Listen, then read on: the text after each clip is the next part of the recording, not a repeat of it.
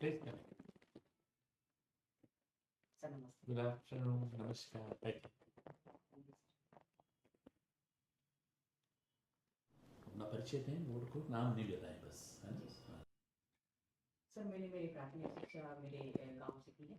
उसके बाद में मैंने मेरी 10th class Saraswati Shishu Mandir senior secondary school Shri Vijaynagar से और 12th class Tagore central academy senior secondary school Suratgarh से की है। उसके बाद सर मैंने मेरी ग्रेजुएशन बीएससी ऑनर्स मैथमेटिक्स में दिल्ली विश्वविद्यालय के क्रोडीमल से की है। सर 2022 के बाद से सर मैं सिविल सेवाओं की तैयारी कर रहा हूँ। 2022 ये पहला आता है। जी सर, ये मेरा अच्छा, तो ये जो आप श्री गंगानगर और श्री विद्यानगर, श्री करणपुर और ये जो श्री माधोपुर, ये जो इस्तेमाल करते हैं, श्री लगाते हैं इससे पहले, तो ये इसके पीछे कोई विशेष कारण है जो आप इतना सम्मान शहरों के नाम को भी दे रहे हैं? जी सर, इसके पीछे सिर्फ इन नगरों को जिन्होंने बसाया, जैसे सर मैं अगर मेरे डिस्ट्रिक्ट की बात करूँ तो श्री गंगानगर की स्थापना में महाराजा गंगा सिंह जी का अहम योगदान है। तो सर उनके सम्मान में कहाँ के थे महाराजा गंगा सिंह महाराज? कहाँ के महाराज थे? बीकानेर में बीकानेर। अच्छा। तो गंगानगर बसाने का उनका उद्देश्य क्या? बीकानेर अपने आप में एक ऐतिहासिक जगह है। बीकानेर को जोधपुर वालों ने उन्होंने बसाया, उन्होंने आकर के गंगानगर बसाया, तो कोई विशेष कारण? जी सर, इसमें इन्होंने सर गंगा नहर लेके आए थे। सतलज नदी के पानी को इसलिए बीकानेर तक लेके जाना था, तो वहाँ पे जल संकट की जो समस्या है उसका समाधान करने के लिए। परंतु सर कोई सर तकनीकी कारणों की वजह से सर वो बीकानेर तक नहीं ले जा पाए और सर वो गंगानगर क्षेत्र में ही वो रुक गई। सर 129 किलोमीटर पे उसको रोक दिया गया। तो उस वजह से सर गंगा नहर के आने की वजह से उन्होंने गंगानगर नाम उस इलाके को उन्होंने दिया। और श्री विजयनगर, श्री करणपुर ये सर ये की सामंत थे जो कि बीकानेर रियासत के अंतर्गत आते थे। तो सर इन सामंतों के सम्मान में सर बाद में इनके नाम का जैसे लगा दिया। टैगोर आपके रोल मॉडल है आइडियल। टैगोर का ऐसा क्या आपके मन में ऐसी क्या छवि है उनकी जो आप उनसे इतने प्रभावित हैं? जी सर, सर उनका जो सामने व्यवहारिता का जो दृष्टिकोण है सर वो मुझे अत्यधिक प्रभावित करता है। जैसे उन्होंने सर पश्चिमी संस्कृति और पूर्वी जो संस्कृति है उसका समन्वय उन्होंने किया और इसके साथ ही सर मानवतावादी जो दृष्टिकोण है वो सर हर विचार में उसको वो केंद्र में रखते हैं। और उनके अलावा सर जो अंतर्राष्ट्रीयवाद की उनकी अवधारणा है सर उससे मैं अत्यधिक प्रभावित हूँ। सर ये कुछ एक विचार है जिनसे मैं प्रभावित। मेरा एक छोटा सा प्रश्न है कि टैगोर जैसी बड़ी हमारे यहाँ साइंटिटी और इतने बड़े लोग थे जिनसे सभी प्रभावित थे, ठीक? तो अंग्रेजों के खिलाफ या अंग्रेजी राज के विरुद्ध स्वराज के लिए इन्होंने कभी कुछ बोला नहीं, ऐसा कुछ, जबकि राष्ट्रगान इन्होंने लिखा था, लेकिन किसी भी आंदोलन में वो शरीक नहीं थे, किसी भी पार्टी में वो नहीं थे, किसी पॉलिटिक्स में नहीं थे, कोई काम नहीं किया। तो इसके पीछे क्या कारण था?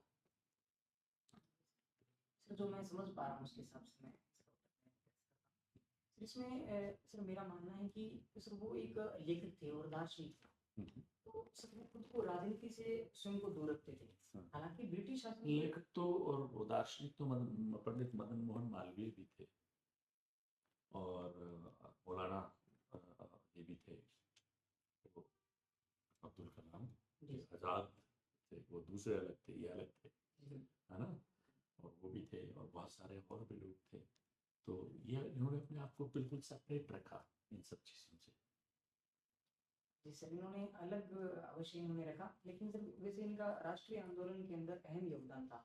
जैसे ये सर कोई भी बड़ा आंदोलन हुआ है तो उसके बाद में इन्होंने जैसे महात्मा गांधी जी को महात्मा की उपाधि इन्होंने प्रदान करी, अपनी नाइटहुड की उपाधि भी इन्होंने। ये भंग क्या था? जी सर, भंग 1905 के अंदर जब लॉर्ड कर्जन के द्वारा बंगाल का विभाजन कर दिया गया था, फिर इसको भंग के रूप में जाना गया और सर इसके खिलाफ जो स्वदेशी आंदोलन के रूप में शुरू किया गया था मूवमेंट। किसने, कौन था लीडर? सर भंग के अंदर श्री वैसे कई स्थानों पे हो गया था बाद के पीरियड में, लेकिन इसमें मुख्य जो थे उसमें बाल गंगाधर तिलक भी शामिल थे। और अगर सर मैं बंगाल की बात करूं तो उसमें सर जैसे सर माफी चाहूंगा, मैं अभी कोई नाम रिकॉल कोई बात बड़ा नाम रिकॉल सन ऑफ सॉइल जो है ये क्या है एक वो है स्लोगन, जी क्या अर्थ है इसका, क्या है, जी सर। क्या है सन ऑफ सॉइल, कहाँ से निकला, कब निकला? सर ये महाराष्ट्र की जो राजनीति है उसके अंदर इस शब्द का इस्तेमाल किया जाता है। सर ये भूमिपुत्र की अवधारणा है कि कोई किसी विशेष इलाके से अगर कोई विशेष कम्युनिटी बिलोंग करती है तो उसके संसाधनों पे उन्हीं का अधिकार होना चाहिए। सर ये कहीं की क्षेत्रवाद की भावना को बढ़ावा देती है। सर ये भूमिपुत्र की अवधारणा। अगर कोई सॉरी यूपी का या महाराष्ट्र का या मध्य प्रदेश का बंगाल का आदमी राजस्थान में आके आरएएस की परीक्षा दे के क्वालिफाई करके और वहाँ तक तो कोई रुकावट नहीं है और इंटरव्यू बोर्ड के सामने जाए तो हम देखेंगे कि वो सिलेक्शन किया जाए कि नहीं। सर मेरा मानना है कि सर वो उनके क्षेत्र विशेष को नहीं देखा जाना चाहिए, उनकी योग्यताओं और उनकी जो क्षमताएं हैं उनके आधार पर उनका चयन किया जाना चाहिए। अभी केरल में 45 लाख प्रवासी, केरल में मुख्यतः क्या कौन सी भाषा बोली जाती है? सर मलयालम। मलयालम। तो उन्होंने भी यही कहा है कि हाँ मलयालम ही बोले, और तमिलनाडु वाले कहते तमिल बोले, महाराष्ट्र वाले कहते मराठी बोले, और हम लोग जैसे इधर के उत्तर भारत के लोग हैं हम लोग इस बात को बिल्कुल कोई तवज्जो नहीं देते, कोई इम्पोर्टेंस नहीं देते। कहीं के लोग कहीं से आए हुए हैं यहाँ, और आपके गंगानगर तक और एंड तक उधर तक साउथ की जितनी भी नर्सेज है, नर्सिंग स्टाफ मिलेगा वो साउथ का, और ये सब तो हम लोग तो कभी इस बात का वो नहीं करते, मतलब यहाँ के लोग, तो ये उधर ही क्यों है इस तरह की चीज़? जी सर इसमें इनकी जो जड़ें जुड़ी हुई है वो सर इनके इतिहास से जुड़ी मानी जाती है। सर उत्तर भारत के अंदर सर जो शुरुआत से ही बहुत सारी भाषाओं का समन्वय रहा है, लेकिन सर जो दक्षिण भारत के जो राज्य हैं उनमें किसी एक भाषा विशेष का अत्यधिक उनका सर साहित्य का उनमें सृजन हुआ, और सर वो कहीं भाषा से ज़्यादा जुड़ाव महसूस करते हैं। तो सर मैं इसको मानता हूँ कि वो ऐतिहासिक कारणों की वजह से सही है। Thank you sir. गायत्री मंत्र का उच्चारण आपकी हॉबी है, गायत्री का मतलब क्या होता सर गायत्री एक छंद का नाम जिसमें सर 3 चरण होते हैं और प्रत्येक चरण में 8 अक्षर होते हैं। तो उस छंद को है? गायत्री शब्द का मतलब क्या है? तो गायत्री एक छंद है। तो मतलब क्या हुआ इसका? एक वर्ड तो मैं बोल रहा हूँ ना, गायत्री, संधि विच्छेद करके कुछ निकलता हो। सर गायत्री को गायत्री मंत्र तो चलो अलग चीज़ है, जी सर। किसी का नाम गायत्री है, होता है गायत्री नाम, जी सर। क्या मतलब होता है इस नाम का? सर मतलब वह ऐसा छंद जो कि सर गाया जा सके, मतलब इसका अच्छे से उच्चारण किया जा सके। ठीक है, आप उच्चारण कीजिए एक बार गायत्री मंत्र का।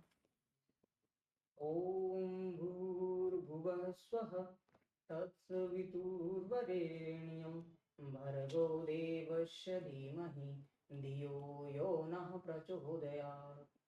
ये कौन से डीटी के लिए गाया जाता है? ये किस देवता की हम आराधना करते हैं, सर याद ये करते हैं? भगवान सावित्र को समर्पित है, यानी सूर्य भगवान को समर्पित सूर्य भगवान का संवत्सर।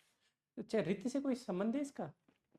जो एथिकल कॉन्सेप्ट है हिंदू धर्म में, ऋत और ऋण, है। जी तो सर। ऋत से कोई संबंध है?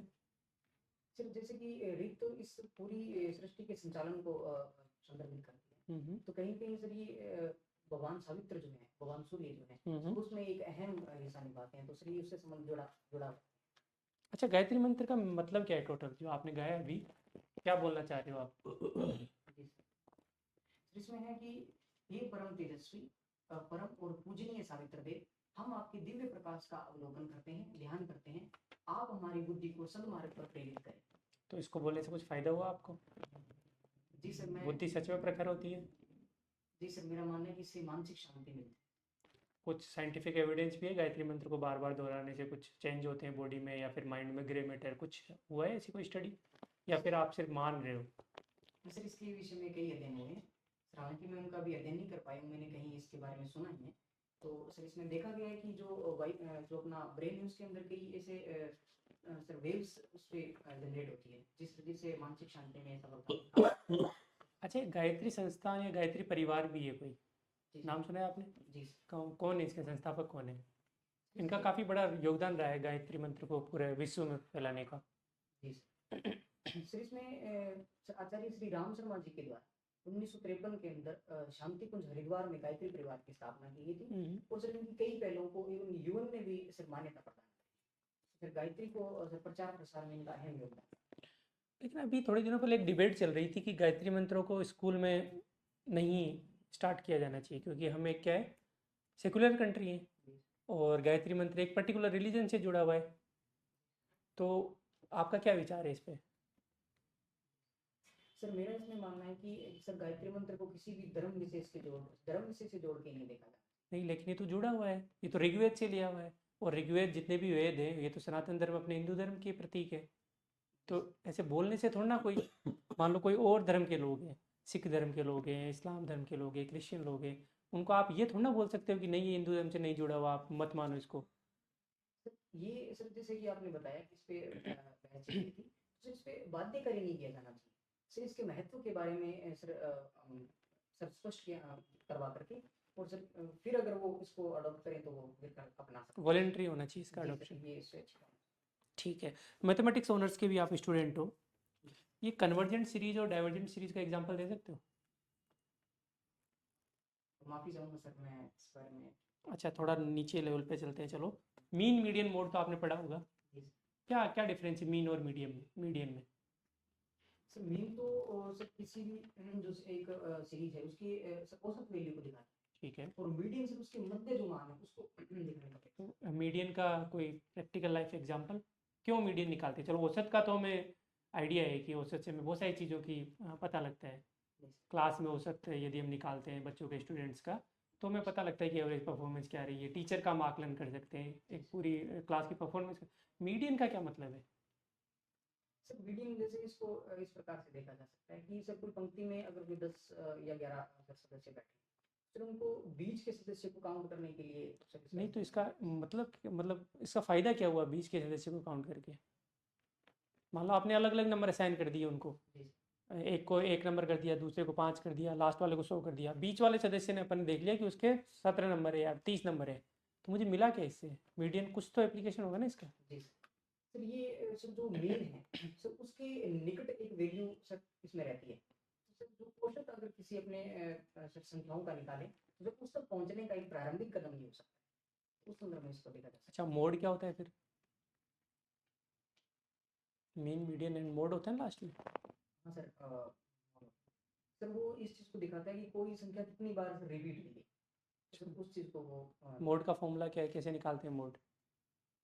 सर मोड अगर कोई जैसे सतत अगर कोई श्रेणी दी हुई है तो उसके लिए formula sir f equals to l plus sir f1 minus f0 upon 2f1 minus f0 f1 sir into h। F क्या है ये? सर फ्रीक्वेंसी है। फ्रीक्वेंसी। ठीक है, eigenvalue and eigenfunction में क्या डिफरेंस होता है?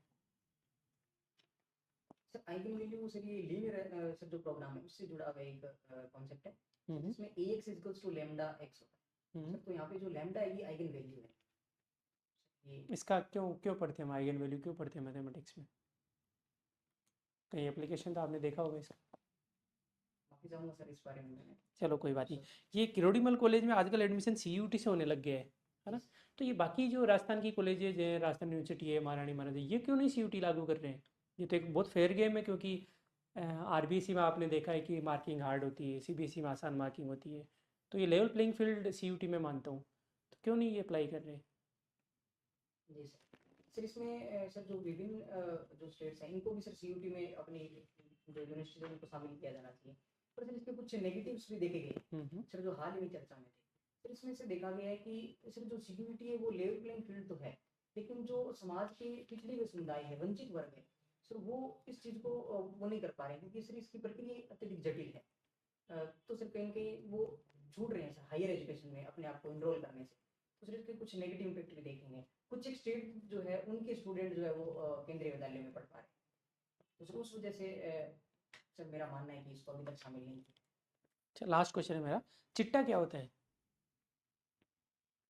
सर ये एक नशे का एक प्रकार है हम्म सर जो कि जो मेरा क्षेत्र है सर उसमें किससे बनता है, कैसे बनता है?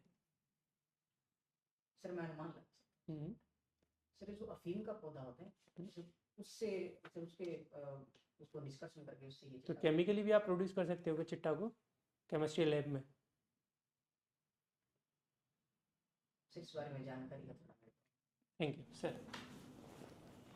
आपका जिला गंगानगर है, जी क्यों प्रसिद्ध है? सर ये अपने अनाज का कटोरा कहा जाता है सर, तो अन्न उत्पादन के लिए सर ये फेमस है। तो ये गंगानगर के डिसएडवांटेज अन्न उत्पादन के डिसएडवांटेज भी है, वो क्या है गंगानगर में, क्या दिखते हैं? जी सर इसमें जैसे कि सर वहाँ पे सिंचाई की सुविधाएं हैं, ठीक है। हाँ। फिर उसके साथ साथ में कई इसकी चुनौतियां भी जुड़ी हुई है, जैसे कि उर्वरक का अत्यधिक सर इस्तेमाल किया जाना, हाँ। सर जिससे कैंसर की समस्याएं वहाँ पे बढ़ रही है। सर उसके साथ साथ में जैसे कि वहाँ पे सिंचाई की सुविधाएं हैं, तो पर कैपिटा इनकम भी बढ़ चुकी है सर लोगों की, तो उस वजह से वो नशे जैसी प्रवृत्तियों की ओर बढ़ रहे हैं। और सर उसके अलावा अगर मैं बात करूँ तो सेम की समस्या भी वहाँ पे देखी जा सकती है सर, अत्यधिक सिंचाई की वजह से। तो ये कुछ जुड़ी हुई इससे संबंधित मुद्दे हैं। सेम की समस्या क्या होती है? सर सेम में सर जो जिप्सम की अपारगम्य चट्टानें होती है, तो वो पानी को नीचे रिसने नहीं देती, जिससे कि जल जो है वो एक दलदली सर जैसी भूमि बन जाती है, जो कि अनुपजाऊ हो जाती है, खेती योग्य नहीं रहती। सर वो एक सेम की समस्या है। किन्नू क्या है? किन्नू का उत्पादन कहाँ होता है सबसे ज्यादा? जी सर किन्नू का उत्पादन भी सर मेरे गंगानगर से ही किन्नू के लिए प्रसिद्ध है। जी सर। ये एंजियोप्लास्टी एंजियोग्राफी क्या है? तो सर माफी चाहूंगा मैं इस बारे में। कैंसर ट्रेन क्या है? कैंसर ट्रेन नाम है ट्रेन का नाम, जी सर वो क्या है? सर ये पंजाब के बठिंडा से एक ट्रेन चलती है हाँ। सर, जो कि बीकानेर के आचार्य तुलसी सर जो मेडिकल अस्पताल है, उसके हाँ। अंदर सर वहाँ पे यात्री आते हैं, तो सर पूरी ट्रेन ट्रेन को ही सर कैंसर ट्रेन के नाम से। क्यों? तो सर उसमें अत्यधिक जो जितने भी मोस्ट ऑफ द पीपल है वो सारे के सारे कैंसर से पीड़ित आते हैं, और आचार्य तुलसी जो हॉस्पिटल है उसके अंदर अच्छी उन्नत सुविधाएं हैं कैंसर के उपचार के लिए। मतलब पंजाब में ये पेस्टिसाइड से इससे कैंसर ज्यादा हो रहा है, बिल्कुल उसमें जितने भी यात्री है सब कैंसर वाले, लगभग ज्यादातर कैंसर आते हैं। जी सर। गंगानगर में आपको पता है एक दो घरों में छोड़ करके तीसरे घर में कैंसर का आदमी है। जी सर। वो किसके कारण? इसके कारण ही नहीं। जी सर। ये अभी अपने राष्ट्रपति महिला है, तो क्या मुख्यमंत्री भी कोई महिला है कि कोई इस स्टेट में? जी सर। कहाँ? सर दिल्ली में। दिल्ली में। बड़े कम। और सर मैं एक मिनट का।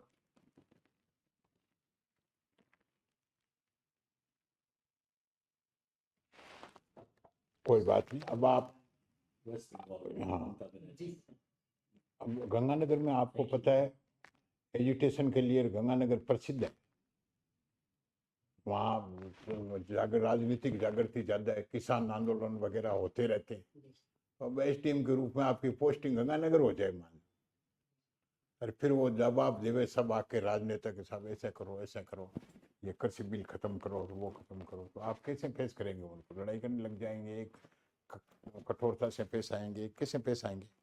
जी सर जो जैसा कि आपने बताया सर उनकी मांगों को पहले अच्छे से सुना जाएगा सर, अगर उनकी मांगे उचित प्रतीत होती है तो उस हिसाब से सर हायर अथॉरिटी को सर मैं उसके बारे में अवगत करवाऊंगा, और सर उनको शांत करने का प्रयास किया जाएगा।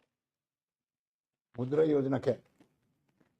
सर मुद्रा योजना जो एमएसएमईज हैं सर उनके लिए एक सर वित्त पोषण की एक स्कीम है, जिसमें सर कई श्रेणियों में शिशु तरुण और कई इसमें श्रेणियां उसके माध्यम से ऋण वितरण किया जाता है। स्टार्टअप क्या है?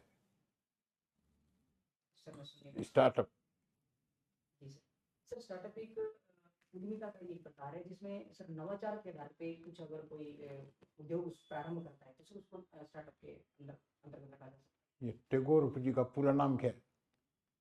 सर रविंद्रनाथ जी के। तो इन्होंने क्या राष्ट्रगीत लिखा था, क्या लिखा था? जी सर राष्ट्र इन्होंने गान लिखा। गान लिखा था। गान कौन सा है? जी सर। गान कौन सा है? राष्ट्रगान कौन सा है? सर जन गण मन। ये गान लिखा था उन्होंने। जी सर। और क्या योगदान है रविंद्रनाथ टैगोर का? सर इन्होंने गीतांजलि की रचना की थी, और सर वो इनको इसके लिए इनको सर ये ऐसे पहले ऐसे व्यक्ति थे जिनको नोबेल पुरस्कार मिला था साहित्य का? जी सर। साहित्य का मिला था, शांति का? साहित्य का मिला था साहित्य। गीतांजलि। शांति का किसको मिला? कोई भारत का अगर जिसको शांति का नोबेल पुरस्कार मिला?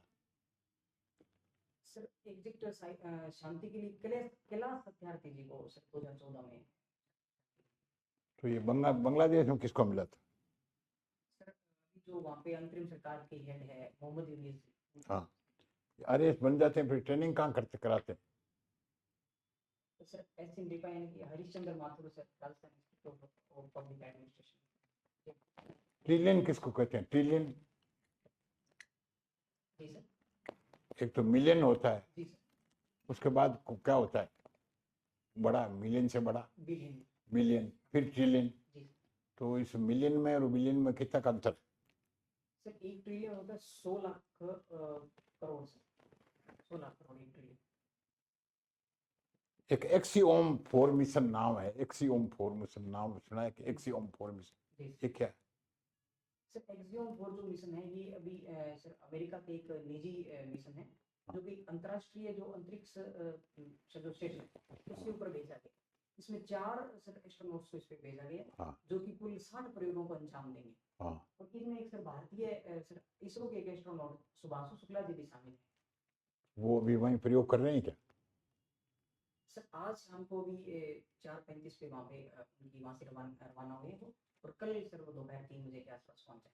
तो इनसे कितने बात करी थी कि भारतीय किसी नेताओं ने इनसे कोई अंतरिक्ष में बात करी थी कि? जी सर माननीय मोदी जी ने इनसे बात प्रधानमंत्री जी ने? जी सर।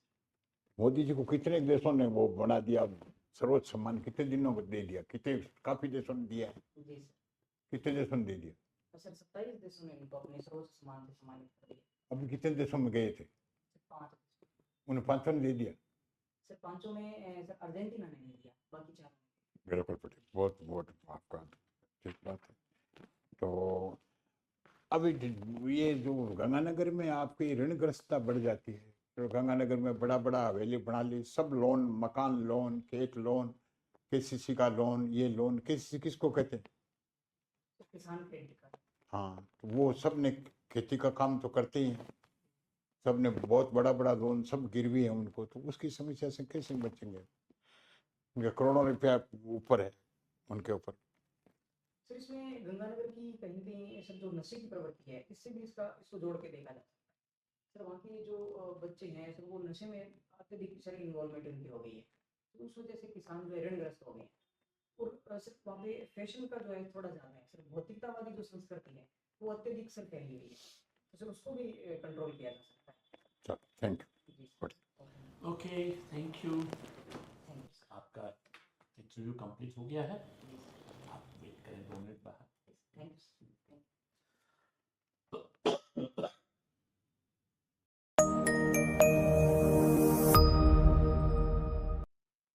प्लीज प्लीज कम, बैठिए बैठिए। पहली बात तो आपका कोई भी गैजेट वो अंदर ले जाने नहीं देते, बस पेन आपने जैसे रखा ये pen, that should be avoided. अगर ले भी ना है, एक जेब में आपके नोट चमक रहे हैं कि क्या चमक है ना? तो ये कोशिश करें कि पॉकेट, अगर कपड़ा छीना है आपका तो उसमें पॉकेट में कुछ रखें, जी सर वहाँ पे मिले है ना? और आपकी, अब आपने गलत पोस्चर ले लिया, उस टाइम ठीक था, अभी जो है ना, हाँ, कोई बात नहीं, ये तो अब तो इनफॉर्मल है हम लोग। मुझे बहुत प्लीजिंग पर्सनैलिटी लगी आपकी, ठीक है ना? इस तरह के जो कम उम्र में अच्छा परफॉर्म करके और एक ऐसी लाइन पकड़ लेते हैं, जो हमारा जो यूथ है उसको प्रेफरेंस दिया जाता है एडमिनिस्ट्रेटिव सर्विसेज में, क्योंकि आप लंबे चलने वाले लोग, अब हम सरकार आप पे पैसा खर्च करेगी ट्रेनिंग में और इस पे आपको ट्रेन करके, और तो आप कम से कम नहीं तो 35-40 साल तो नौकरी करेंगे, तो सरकार को फायदा होगा इससे, नए नए रिक्रूटमेंट नहीं करने पड़ेंगे और नई ट्रेनिंग और ये सब नहीं करना पड़ेगा। तो you are potential candidate that way also, as well आपकी जो एक प्लीजिंग पर्सनैलिटी है वो भी अच्छा कटआउट है, ठीक है ना? और आपने जिस तरह का कॉम्पैक्ट एंड परफेक्ट जवाब आप दे रहे हैं, नहीं आ रहा तो नहीं दे रहे हैं, और कह रहे थे मेरे विचार से अगर आपने ऐसा बोला है तो मेरे विचार से ही अच्छा है, क्योंकि सवाल आपके विचार का ही था। वो कुछ 3 तरह के सवाल होते हैं सवाल। एक तो एक्चुअल होते हैं, एक फैक्चुअल होते हैं और एक रियल होते हैं। तो कुछ मतलब आपसे भी पूछे जाते हैं जो आपका मंतव्य क्या है, आप वो बहुत बड़े टफ होते हैं। जो अगर फैक्चुअल है तो फैक्ट तो आप कुछ 2 और 2 4 है, ये फैक्ट है, आपको तो वो डिनाई कर ही नहीं सकते और आपको आना चाहिए। ठीक इसी तरह से भाई गंगानगर क्यों कहलाता है, श्री गंगानगर क्यों कहलाता है, वो भी फैक्चुअल है। तो लेकिन जहां आपको विचार करने का वो दिया जाता है, जैसे अगर मांगे उचित हैं तो हायर अथॉरिटी को इन्फॉर्म करूंगा,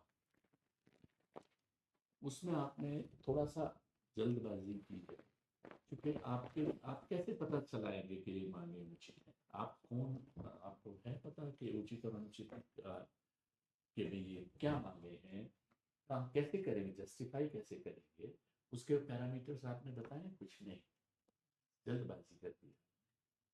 तो वहाँ आपको ये भी लगाना चाहिए था कि सर अगर वो पैरामीटर्स में और रूल, लॉ एंड रूल में हम बैठते हैं सही, तो मैं सिफारिश करके और उनकी मांगे मनवा के उनको वहाँ से हटवाऊंगा, सेटिस्फाई करके।